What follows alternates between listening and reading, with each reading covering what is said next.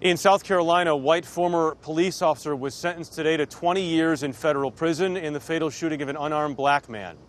36-year-old Michael Slager pleaded guilty to violating the civil rights of 50-year-old Walter Scott.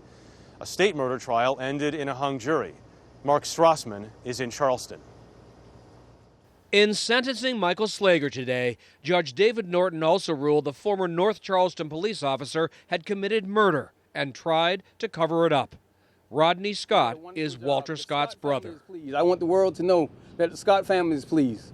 We got justice. Your license registration insurance card? In April of 2015, Officer Slager pulled over Walter Scott for a broken taillight. This now famous cell phone video shows Slager gun down Scott as he was running away, then drop his taser next to Scott's body.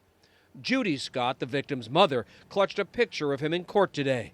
She turned to Slager and said, "I forgive you." Slager began to cry. He told the court, "With my actions that day, Walter Scott is no longer with his family, and I am responsible for that." Was that important for you to hear that as a mother? Yes, it was, but it was a little late, but I'm glad to hear it.